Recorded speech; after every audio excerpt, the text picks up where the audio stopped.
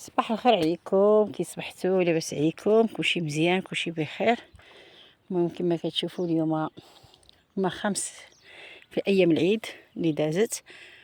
المهم اليوم نوريكم الروتين ديالنا اللي كنديرو في العربيه. المهم كنطلقوا بيبي يرعى، كنعطيو الماء الدجاج، المهم كنطولوا البقره، كنخرجوا الكسيبه برا. وهنايا جيت انايا غسلت الزرع، شوفوا فين نشره. ما عندناش السطح، حنا عندنا 1000 دادن مع جات الدار قريبه الاراضي فلاحيه كامله.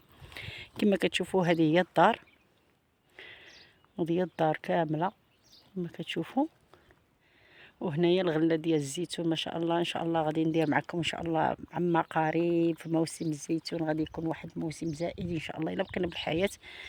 المهم شوفوا داك الجبل، غادي نرمي لكم فيديو على داك الجبل. راه طلعت له حتى الراس وصورت، يعني داك الدوار اللي اونفاس كتشوفوه معايا صورته.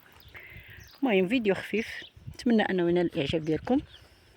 هذه هي مناطق جبليه على مستوى الجبل فيها العقبه فيها العقبه بزاف. المهم الزرع ديالنا نشرناه في هذا الوقيته، حيت علاش؟ حيت الدجاج كيكون داير قيلوله، يعني ما غيجيش الدجاج ياكلوا ليا، يعني دايره بحسابي. ما تقولوش راه انا ما كنفهمش هادشي ديال العربي، ولكن كنفهم دايره بحسابي. المهم اللي دخل القناه ديالي بارطاجي الفيديو مع الصحاب والحباب، ودمتم في رعايه الله وحفظه. الله يحفظكم. اللي كيدير لي اللايك شكرا بزاف، واللي كيدير لي المشاهده شكرا بزاف، ودمتم في رعايه الله وحفظه.